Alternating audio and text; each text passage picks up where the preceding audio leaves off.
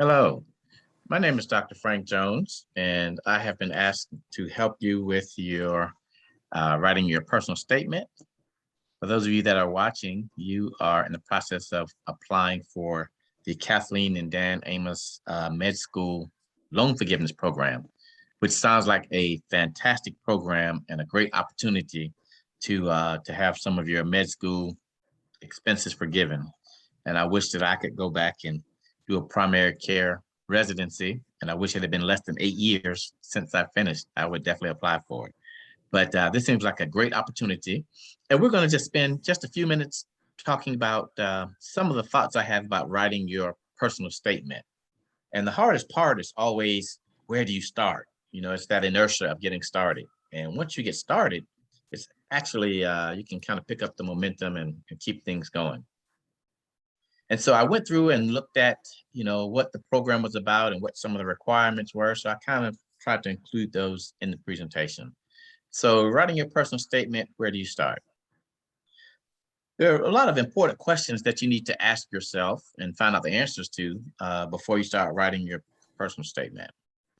First of all, why are you writing this personal statement? What's the purpose behind it? And who is your audience? Are you talking to a single individual? Are you talking to a group? Are you talking to a committee? Are you talking to other people that are physicians? Are you talking to non-physicians? All of those things are important to be able to determine when you write your statement. What are you trying to say? It's always difficult. I mean, we have all of these ideas, but we don't know how to put them on paper. And so one of the things I recommend is don't just start writing, make an outline or bullet points, and just think about all of the things that make you so wonderful and all the things that at the same time, things that you've had to overcome or something that makes you special.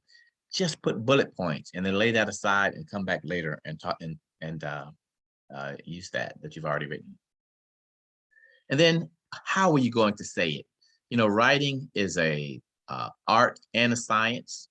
Two people can have the same exact purpose and the same exact goal, and even kind of want to say the same thing, but they say it a little bit differently. And so a lot of that depends on your personality and what you're passionate about, and trying to figure out exactly how you're going to say. And there are very different ways to say the same thing. So I went through and looked at what the selection criteria were. So this is something that's very important that you need to uh, be able to have. And one, first of all, it's a demonstrated interest and commitment to primary care practice. Now, those of you that are medical students, you're probably just at the beginning of that commitment and really wanting to figure out exactly why do I want to do primary care. You've probably had some experiences in the past that have kind of led you in that direction, but now you're really starting to see the benefit of primary care and why you have chosen that as a specialty. You have to show some demonstrated indebtedness or other financial need. And I know that you won't have any problem doing that. Having gone through medical school, we're all indebted and we all have financial needs. So that shouldn't be much of a issue. But what was your, even before medical school, how much college debt do you have? What was your experience growing up? Did you come from a disadvantaged background to begin with? And so you may have an additional amount of debt. All those things are important to bring out. Uh, Attention to producing a diverse workforce for Georgia and inclusion of individuals who are underrepresented in medicine. And so that's very important.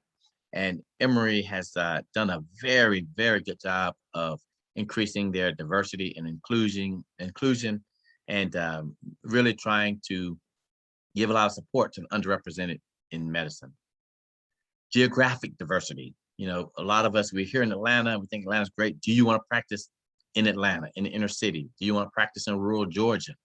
Do you want to practice in a large practice, in an academic setting? All those things are important. And those are things that you should mention in your personal statement. And finally, is your employer a nonprofit, publicly held, or has an explicit and stated mission of service? And so one of the great things they're telling you, it's about the mission. And so there was a writing prompt that I saw, and that prompt is explain why you have passion for primary care. Your response should incorporate in no particular order. One, a reflection on the experiences of people in your life that have influenced your decision to pursue primary care. So we kind of talked about this before. Either growing up, your primary care physician growing up, or while you were in medical school, that rotation or that elective that you did that you just really enjoyed the primary care experience. Or was it as a resident? Same thing. By the time you're a resident, you had already chosen a career in primary care, but you still want to talk about some of those experiences that you've had that really consolidated or really affirmed why you decided to go into primary care. Very important to talk about number two. What are your future plans for your medical career? A lot of times when we're writing statements, we don't talk about that. And sometimes that's the most important part. What are you going to do? And that is very important. So you need to already kind of have in your mind, you don't have to know exactly what you're going to do, but you should have an idea of where you see yourself in 5 or 10 years and 20 years. And then finally, 2 or 3 selection criteria that apply to your current circumstances or your future plans. That's very similar to the second one. And so this is kind of the way that I look at things when I'm starting to write. A lot of times when I write papers or when I write statements, somehow I always, as my outline, I always talk about the who, the what, the why, the when, the where. And that's just a good way for me to kind of pin things down. And so you're writing your personal statement, trying to receive this loan. So it's very important to say, who are you? Who are you as an individual? Even before you became a doctor, who are you as an individual? What is it that makes you tick? What are you passionate about? What gets you excited? What about medicine, and more specifically in primary care, makes you align with that particular specialty? So who are you? What have you done? And this is a broad category. Again, it can encompass things before you even became a doctor, things that you did in medical school. What were some of those extracurricular things that you did? What some of those extracurricular things that you have done? Um, you know, for medical students or pre-med students, even with, the shadowing, the volunteering, the giving back, the community service, or research that you've done. Is that research pertinent to primary practice of primary care? And have you been involved in any organizations, the internal medicine club or the family medicine or pediatrics club? Any work experience that you may have, were you a medical assistant or something of that nature? What have you done as an individual?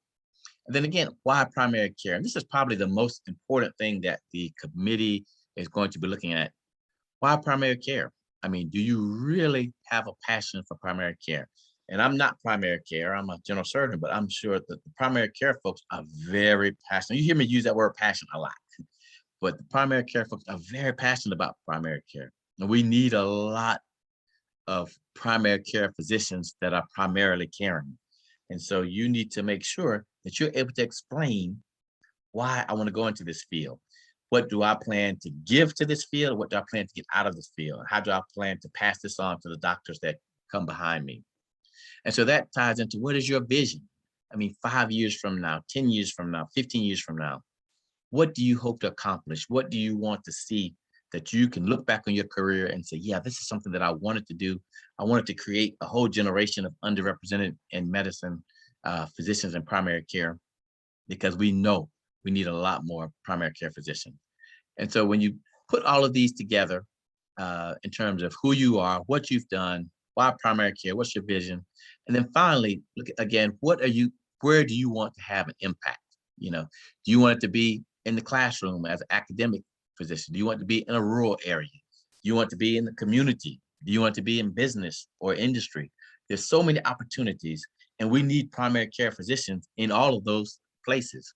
And so where will you have an impact? So by the time you go through and explain all these things, you have a great personal statement. This is just another way of looking at that same thing. I used to always say, and in this presentation, I used to say, tell your personal story. And it's very important to get your personal story across, because most of us have a very impressive story to tell. When you sit down and think about it, no one has had an easy road. Some a little easier than others, but no one has had an easy road. But I came across something not too long ago. Someone was making a comment, and they said it's more important to show what you do than it is to tell what you do. And so I use that now: show, don't tell your personal story. And it has to be your individualized personal story. And that's where a lot of times we get away from telling that, and we talk about what we think people want to hear instead of telling our story. And so one of the things that I take pride in being able to do is to be able to pull it out of you, things that you never thought about. I'm amazed at the number of times I sit down and talk to students who say, I can't think of anything to write about in my personal statement. And when I ask them some pointed questions, like, oh my goodness, you're amazing. You've done so many things. So you have so many things to talk about. And they're like, oh yeah, I didn't think about that. I never thought of it. That would be important. Nobody wants to know that. Yes, we do. And talk about the distance you've traveled. Again, so many of us have had challenges that we've had to overcome, whether or not they're financial or health or mental health, and so many issues, maybe all of the above. I talk to a lot of students that have been homeless during their lifetime. I mean, that blows me away. Just I work with a lot of pre-med students, and the I have at least 4 that I'm working with this cycle that were homeless at some point in their life. If you can overcome homeless and you can do well in school, you are the kind of person I'm looking for to be my primary care physician or to go into med school in the first place. And so talk about the distance you've traveled. Not everybody has traveled the same distance. So there's some of us that have not had to endure so many challenges. So don't feel bad if you don't have any very significant challenges you've had to overcome, but you've had to overcome something. Explain what sets you apart from other applicants. You know, if I sit you and 10 of your colleagues in a room, what makes you different? And there are a lot of things that make you different. You know, so think of those adjectives and those adverbs that you want to be described by, so that when we're sitting around on a committee, we'll say, oh no, I like so and so because of this. I like so and so because of that. She's different. He's different. It's something about them. I can't put my finger on it, but it's something about them that I want to get to know more about them. So they want to talk to you and work with you. So that's what you want to do. What sets you apart from other applicants? Sometimes it's something very simple. You know, I love talking to applicants that are athletes. And when I say applicants now, so I do a lot of med school, pre-med mentoring.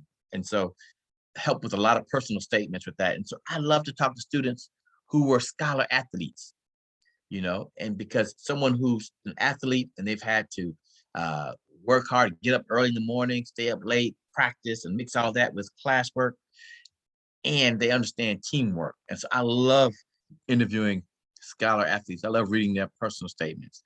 People that didn't major in biology, people that were art or history or music majors. I love talking to them because they're so interesting.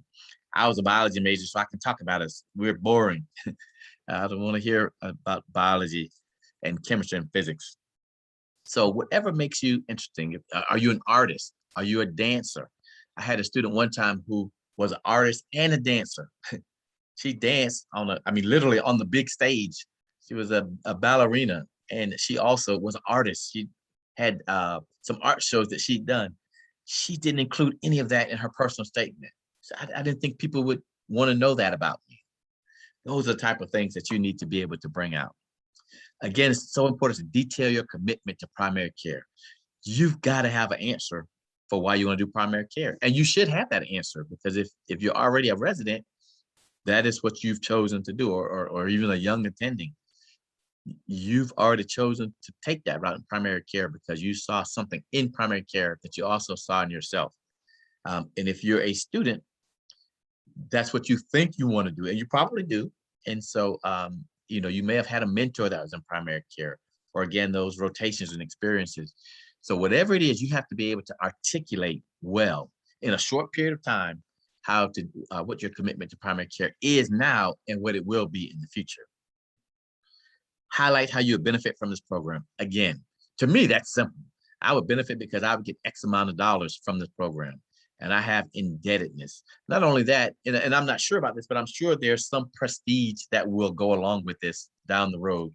Oh, I was a Kathleen and Dan Amos scholar or fellow or something like that. And so you can benefit tangibly and some of the intangibles also. So think about ways that you would benefit from this program. But the easiest way is to talk about your level of indebtedness. And finally, to outline again your vision for the future. How will you impact primary care? You can be a primary care physician and go off into oblivion and no one ever knows who you are. But that's not what you want to do. You want to be impactful. You want to be impactful for your patients. You want to be impactful for your community. You want to be impactful for yourself. So when I tell people to start, to write about what makes you different, some of the things, and these are just a few, extraordinary experiences. You see over here, skydiving. I mean, to me, if you're a skydiver, you have a lot of things that you probably can talk about because you probably take risks. And so I like talking to people that take risks. I don't like to take risks myself, but I like talking to people that like to take risks. You live on the edge. You're adrenaline junkie. So I'd like to hear what makes you tick. Have you traveled abroad? And does that travel abroad involve any healthcare experiences? What are your unique talents and interests? Again, we talk about music and we talk about art, we talk about being an athlete. Do you speak several foreign languages? All of those things are important in your personal statement. What meaningful clinical experiences have you had? Were you a scribe? Did you volunteer for at a health fair? Have you been a medical assistant? Some of you may have been nurses before, but anything clinical that you can talk about, and even clinical research is also something that's important that you can talk about that will help to set you apart just a little bit. We talked about challenges to overcome. We won't go into that again.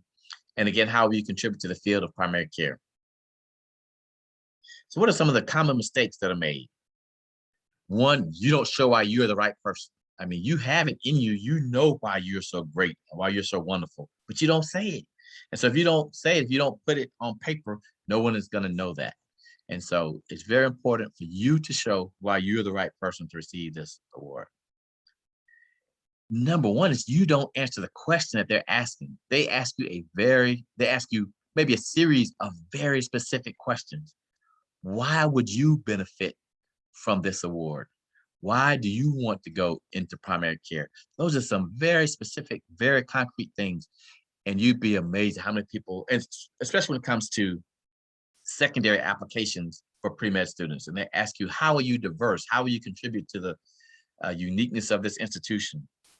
And people go off on tangents and they never answer the question. Again, that ties into the thoughts and ideas are too abstract. You're afraid to show your vulnerable side or your spectacular side. I have a student, actually, he is a graduate of Emory, and he is currently a second-year medical student, and I think he's gonna go into primary care. He's not at Emory now, he's at another medical school. He's one of my mentees, and he also serves as a mentor in my mentoring program. And he's told me that I can use this story. I won't go into details, but he had lived through a very horrific incident that happened to his family. And it was just horrible. And he never mentioned that in his personal statement. Now, I can understand that may be very difficult to mention and you may want to shy away from it. But again, if you can be vulnerable and show some of the things that you've had to overcome in your life, and to still, as a Black male, graduate from Emory with a 3.5 GPA and a 507 on the MCAT and lots of extracurricular activities. And so when he finally realized, and I'm not saying that you use that to your advantage, you're just telling the truth. You're just telling your story. And he got accepted to just about every medical school that he applied to. But also show why you're so spectacular. What makes you special? There are some things that you do better than anybody else. And don't go and just brag and just talk about that one thing, but in the context of what makes you special or sets you aside, I think can be very important. So show your vulnerable and your spectacular side. We talked about the challenges you have to overcome. And then again, when it comes to how you're going to write it, you can write a statement that has some great information. It can be so sterile and lack any interest or passion or emotion.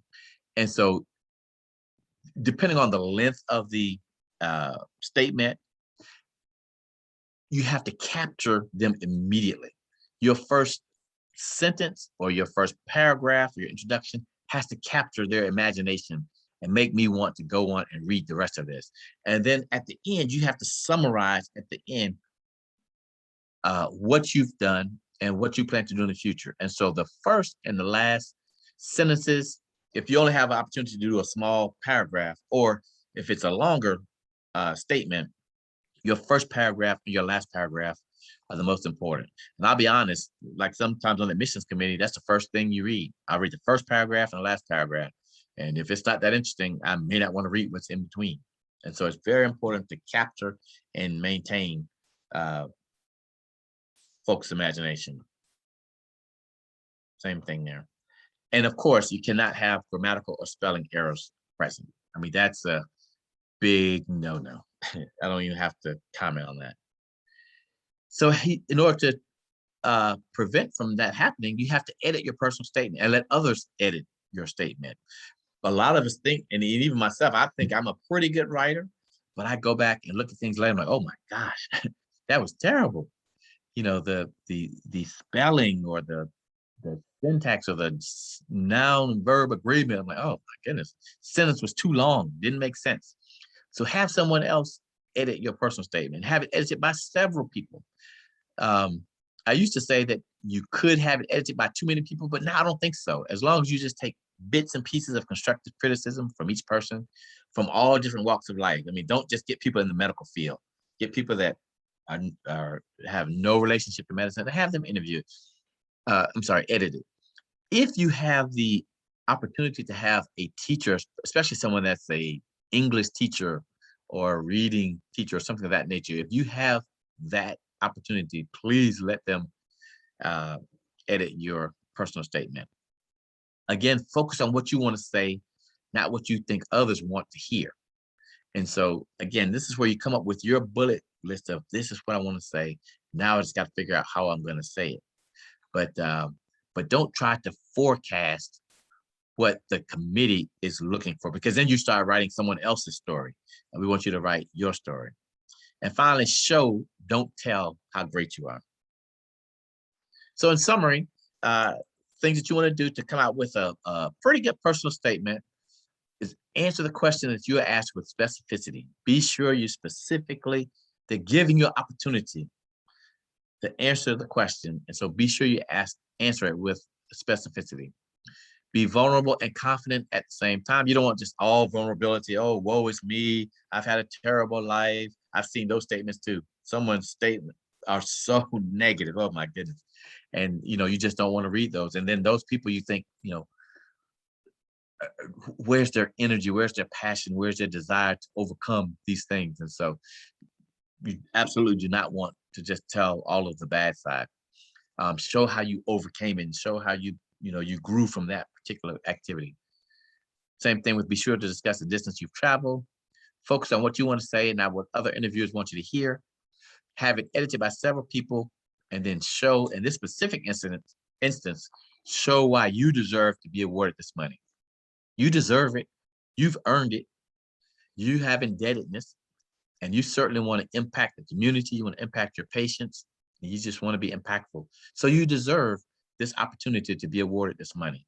And so now it's your job to just show it, first of all, in a personal statement, and then in an interview.